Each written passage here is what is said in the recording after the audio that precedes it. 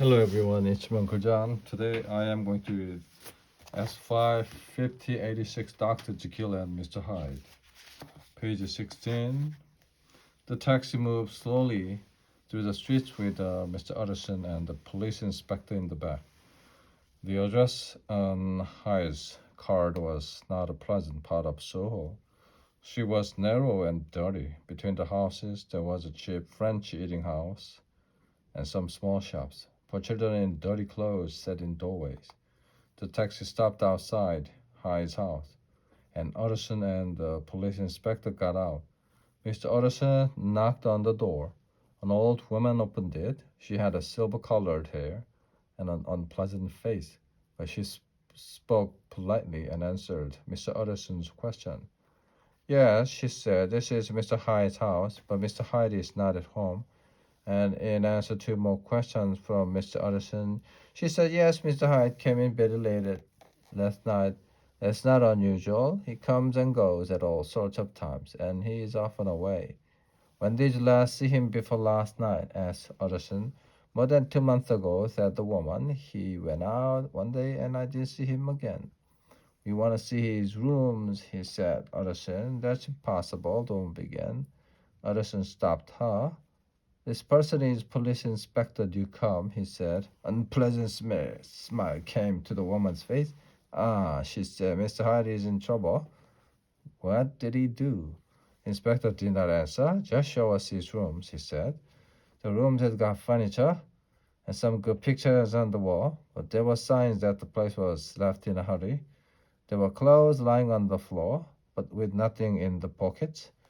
There were a lot of burned papers in the fireplace. From some of the half-burned paper, the inspector pulled out part of a checkbook, and he found the other end of the broken stick behind the door. Now we got him, the police inspector said to Mr. Utterson. You must just wait for him at the bank. He can't do anything without money. But it was not as easy as that. Police watched the bank, but Mr. Hyde did not go near it. It was impossible to get a good description of the man. And there were no photographs of him. People gave very different descriptions of him, but they all agreed about one thing. He looked wild and evil. There was something terrible about him. Chapter 7, The Letter. It was late in the afternoon when Mr. Utterson went to Dr. Jekyll's house. People opened the door to him, and the lawyers and the servant crossed the courtyard behind the house and went into the workroom. The workroom was for Dr. Jekyll's scientific experiments. Above it there was a large room where the doctor had his desk, hundreds of books, and things for his experiments. On one wall of this room was a large mirror. There was a fire in the fireplace. Near it, Dr. Jekyll was sitting silently. He looked very ill. After Poole left them, Mr. Utterson said, Have you heard the news? Yes, I have heard, the doctor said. His face was white.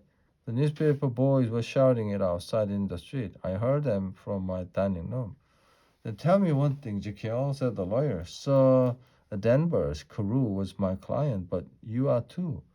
I want to know what I am doing. You aren't mad enough to hide this man Hyde, are you? No, Utterson, said the doctor. I promise that I will never see him again. It is all finished. I will never have any more business with him. He's safe and nobody will ever hear of him again. The lawyer was very worried about his friend. And Dr. Jekyll seemed very ill. You seem very sure, Henry, Utterson said.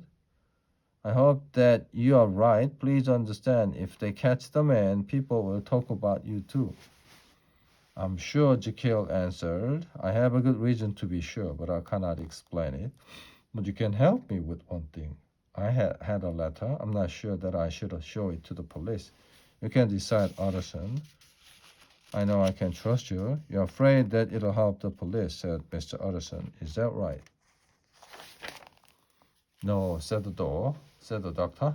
I'm not worried about Hyde or what happened to him. I finished with him, completely finished. I was thinking of my good name. Show me the letter, said the lawyer. The letter was written in unusual handwriting. Dear Dr. Jekyll, you have helped me in 1,000 ways. I'm afraid that I have paid you for your kindness with some very bad action, but you do not need to worry about me. I will be safe because I have a sure way to escape. Please forgive and forget me, Edward Hyde. Mr. Utterson liked the letter. It showed that he could worry a little less. Do you have the envelope? He asked. I burned it without thinking, Jekyll answered. But the letter was not posted. I know that. Somebody brought it to the house. Mr. Utterson thought for a moment. Then he said, if you agree, I'll keep the letter until tomorrow. I'll think about it. Yeah, please do that, said Jekyll. Now I have one more question, said Mr. Utterson. Was it Hyde who wanted you to put that sentence in your will? The sentence about your disappearance? Yes, said the doctor quietly. I knew it. He wanted to murder you. You have had a lucky escape. I have had something much more important, the doctor said seriously. I have had a lesson, Utterson. I have learned a lesson. On his way out, the lawyer stopped and spoke to Paul. Somebody brought a letter for the doctor this morning, Paul. Can you describe the person who brought it to the door? No letters came today, the old servant said. Only a few that the postman brought, all bills. Mr. Utterson's fears were as great as before when he walked home. It seemed the letter came through the workroom door, he thought. Or perhaps it was written in the workroom. If that is true, I must be very careful. The newspaper boys were shouting in the streets of the city. Read all about it, said Danvers. Carew muttered. Read all about it. A few hours later, Mr. Utterson was sitting by the fire in his own office. With him was his head clerk, Mr. Guest. Utterson trusted his clerk. Guest often went to Dr. Jekyll's house on business for Mr. Utterson, and he knew Paul. Perhaps he also knows about Mr. Hyde's visits to the house, thought Utterson. Mr. Utterson decided to show Guest the letter, which explained some of the mystery. There was another good reason for showing Guest the letter. Guest was very clever about handwriting. This is terrible news about Sir Danvers Carew, Mr. Utterson said. Yes, sir, terrible. The murderer was mad, of course. I'd like to hear what you think about that, the lawyer said. I have a letter here in his handwriting. Will you look at it? Guest looked surprised but not said nothing. Perhaps you're interested to see a murderer's handwriting, Mr. Utterson continued. I'm not sure what to do about the letter. It must be a secret between the two of us, but I would like to hear your opinion about the handwriting. Studied the letter with great interest. No, sir, not mad. It's very strange handwriting. Just then a servant came in with a note for Mr. Utterson. Is that from Dr. Jekyll, sir? The clerk asked. Yes. I thought that I knew the writing. Is it private, Mr. Utterson? No, it's on your dinner invitation. Why? Do you want to see it? Just for a minute, sir, please. And the clerk put the two pieces of paper side by side and studied them with great interest. Thank you, sir, he said at last, and he gave both the notes back to Mr. Utterson. There was a minute of silence. Then the lawyers asked the questions that the guest was waiting for. Mr. Utterson was afraid that he already knew the answer. Why did you look at the two together, guest? Well, sir, in very many ways the handwriting is the same. That's strange. Yes, guest agreed. Very strange. But it isn't information to tell other people, said the lawyer carefully. No, sir, I understand. And he turned and left the room. When Mr. Utterson was alone, he looked the note in his safe. I don't understand it, he thought. Henry Jekyll wrote a letter for a murderer, and the blood went cold through his body. Time passed. Thousands of pounds were offered for information about Sir Danvers Carew's murderer. Where was Mr. Hyde? Nobody knew. The police heard a lot about him. They heard stories about his crime. They heard about the hate the people felt for him. But where was he after he left the house in Soho on the morning of the murder? Nobody heard of Mr. Hyde again. Mr. Utterson slowly stopped being worried. And his friend Dr. Jekyll was enjoying a new life now without Mr. Hyde. The doctor visited his old friends again, and there were dinners, drinking, and pleasant talk, like the old days. On the 8th of January, Utterson had dinner at Jekyll's house with a small number of other guests. Dr. Lanyon was there, and the three of them were soon talking like old friends again. It was very pleasant. Then on the 12th of January, and again on the 14th, Utterson tried to see his friend, but without any success. Each time Poole answered the door. Doctor is not able to leave the house. Sir, said the servant, he will not see any visitors. On the 15th of January, Mr. Utterson tried again. With the same result, he was worried and unhappy. What was wrong with his friend? At last, he went to see Dr. Lanyon. He thought the doctor's servant looked worried, but the man took him in immediately to Lanyon. Mr. Utterson was shocked at the change in his friend. The usually healthy-looking man was pale and sick. He looked much older and thinner. The lawyer was sure that Lanyon was dying, but the look in the doctor's eye was worse than this, was a look of terrible fear of something in the mind that was killing him. You don't look well, said the lawyer. Is this something serious, old friend? I had a shock. I won't get better. I have only a few weeks to live. Life has been pleasant. I have enjoyed it, but if we know everything, we are happier to live this life. Jekyll is ill too, said Peterson. Have you seen him?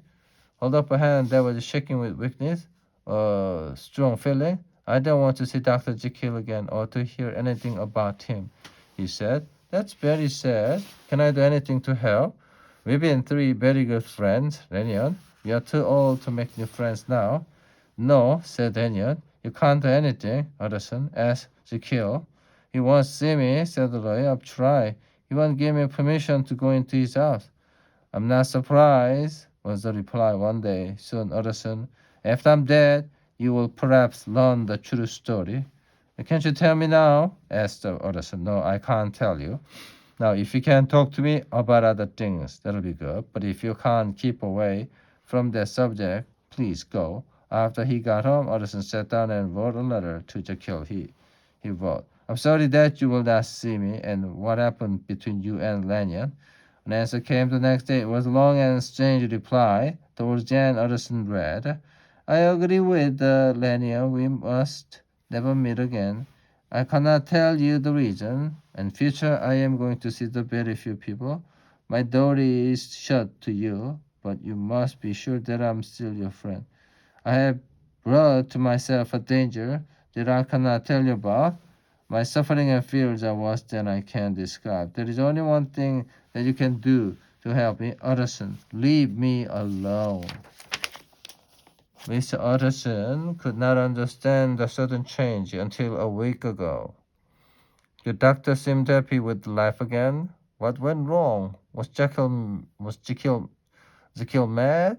The lawyer remembered Lanyon's word. He knew that there was no simple reason. A week later, Dr. Lanyon was in bed, and 2 weeks after that, he died. Mr. Utterson was very sad about the death of his old friend. As he sat down in Lanyon's office, he opened an envelope. On it was the word private for the eyes of J. G. Utterson only. That was in Dr. Lanyon's handwriting. Inside the envelope, there was another envelope, or on it were more words in Dr. Lanyon's writing. Do not open until Dr. Henry Jekyll dies or disappears. Mr. Utterson could not believe his eye. It was the word. Again, disappears? Here again? Like in Jekyll's will? Was the idea that the doctor could disappear? The idea came from the evil man Hyde. But here it was in Dr. Lanyon's handwriting. Utterson wanted to open the envelope and read. But he was a good and honest lawyer. He locked it in the back of his safe, unopened. He went quite often to Dr. Jekyll's house, but he did not see the doctor. The Poole came to the door, but had no good news for him. The doctor spends nearly all his time in the room above the workroom. Sometimes he even sleeps there. He is a strangely silent person, and his servants are all worried about him. Thank you for telling me, Paul. Chapter 9, At the Window. One Sunday, on their usual walk, Mr. Utterson and Mr. Enfield found themselves in the narrow street where Dr. Jekyll's workroom door was. They stopped and looked at the door. Well, that story is finished, said Enfield.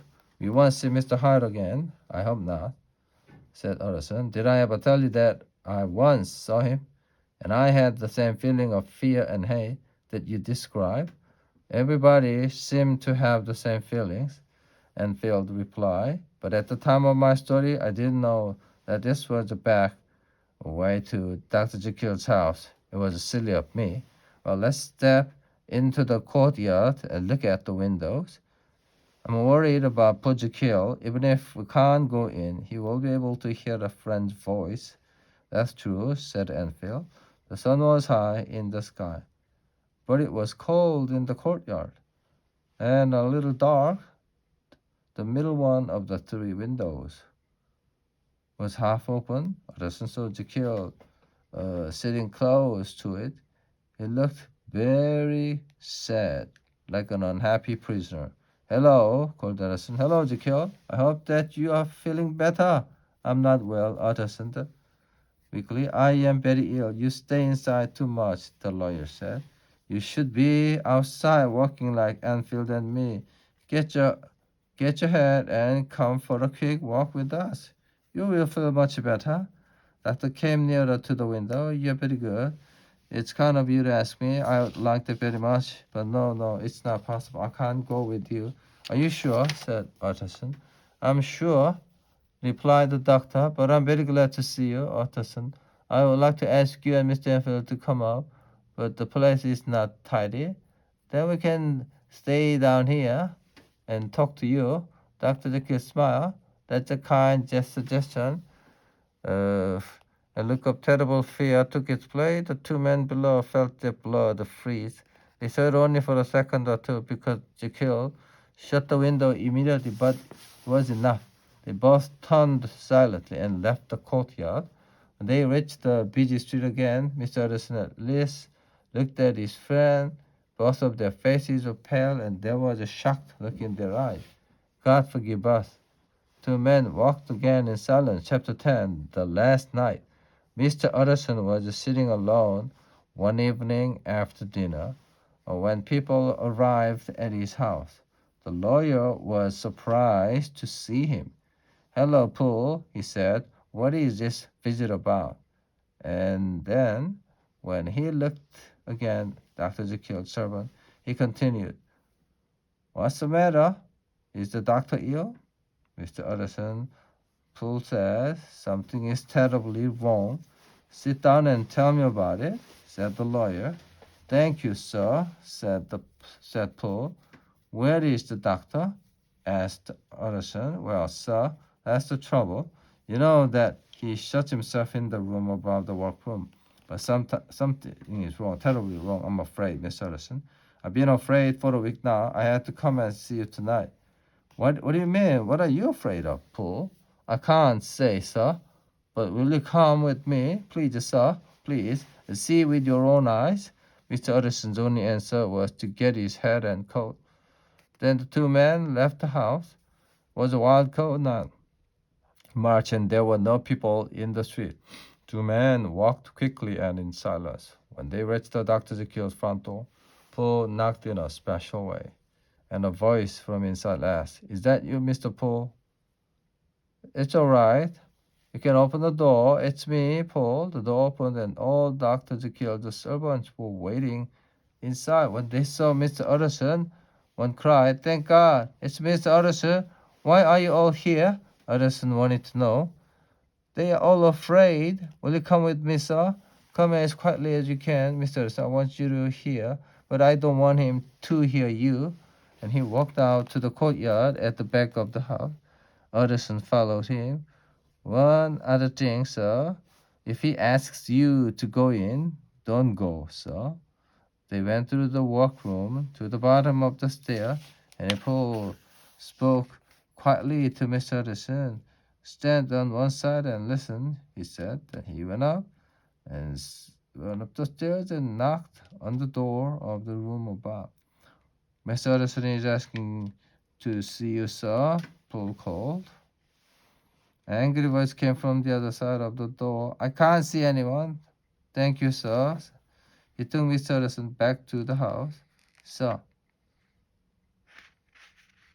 looking into the lawyer's eyes. Was that the doctor's voice? It seems to be greatly changed, Edison replied. Change it? I've been here in Dr. Jekyll's house for 20 years and I know his voice. That isn't it, no, sir. Doctor is dead. He was killed a week ago when we heard him cry to God. But who is in there now? Mr. Edison. And why does he stay there? That's what I want to know. That's a strange story, Paul.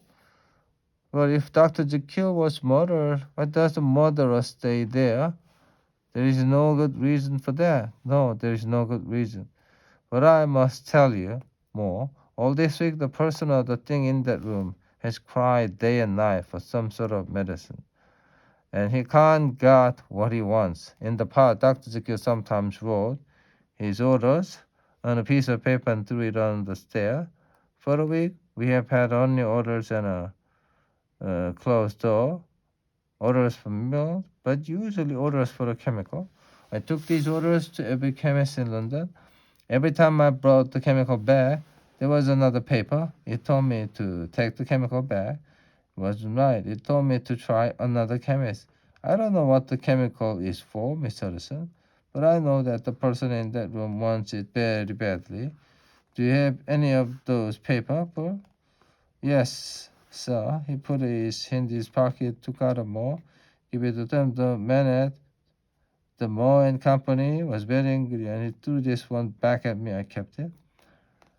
You have sent me a chemical which is useless to me in the year 1875. I bought a large amount of this chemical from you. Now I must ask you to make a very careful search. If you have any of this old chemical, please just send it to me immediately. The cost does not matter. This is very important. God help me, please find me some of that old chemical. It doesn't seem to be Dr. Jekyll's writing. Yeah, but it isn't Dr. Jekyll up there. I know, because I've seen him. You've seen him? Said the lawyer. Yes, sir. When? I came suddenly into the workroom from the garden, and he was there in front of me, said. He probably came down secretly into the workroom to look for the chemical. His face was covered. Did he see you? Yes, sir. What happened? When he saw me, he gave a cry. Then he ran up the stairs to the room above. This person's face was covered, but it wasn't the doctor. His face was covered. Perhaps he is hurt. Perhaps he covers it because he does not want to shock his friend.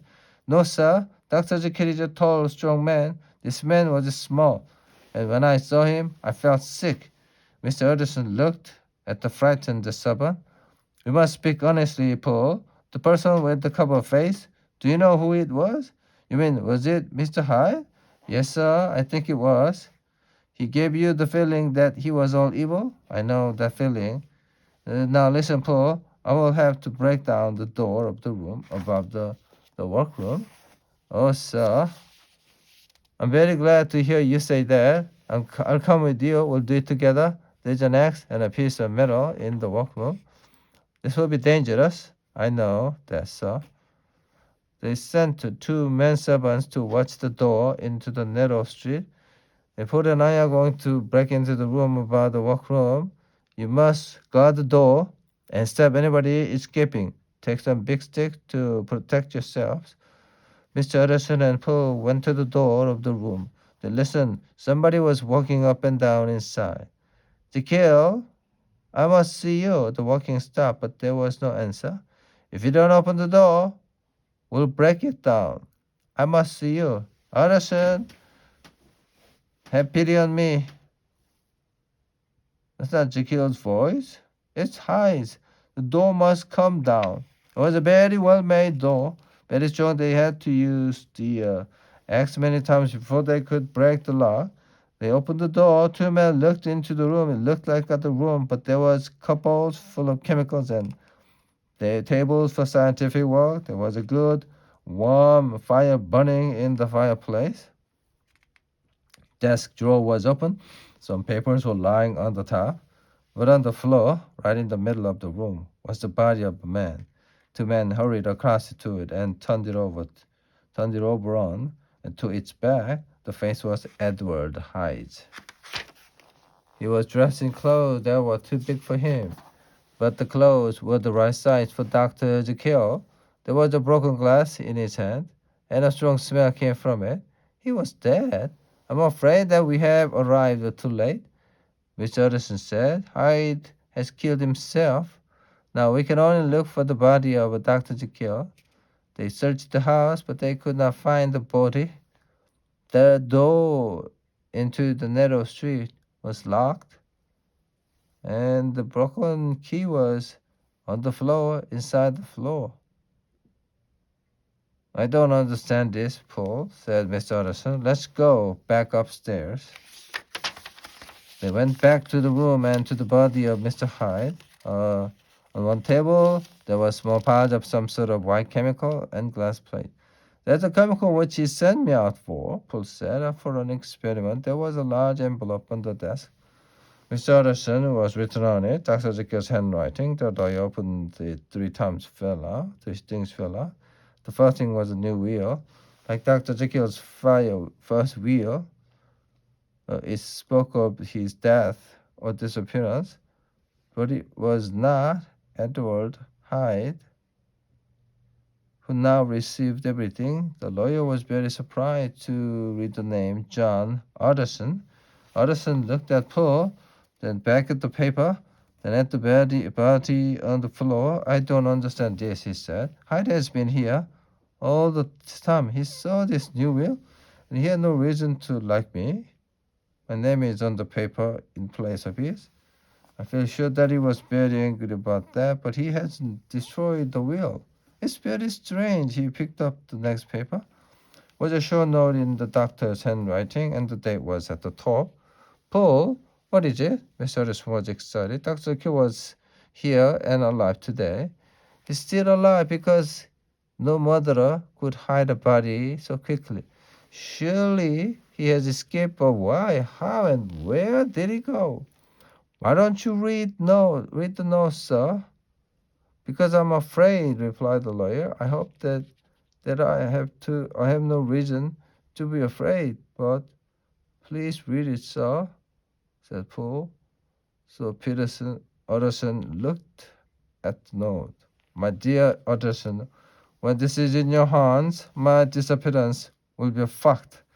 I don't know how it'll happen. I do know that it'll happen soon. So please go. Read the paper that Lanyon gave you, and then, if you want to know more, read my story. Your unhappy friend, Henry Jekyll. Where is the third thing? Said Utterson. Yes, sir, who picked up a thick envelope from the floor and gave it to the lawyer. Utterson put it in his pocket. Let's say nothing about this yet. All right, sir. If the doctor has escaped, we can perhaps save his good name, said Mr. Utterson. It is 10 o'clock now. I must go home and read these papers in a quiet place. But I will be back before midnight, and then we will send for the police. They went out, locking the door of the workroom behind them. Goodbye, Paul and Mr. Wilson. Goodbye, sir, said Paul, and thank you. Utterson walked home. There he read the 2 papers, which explained the mystery. The end.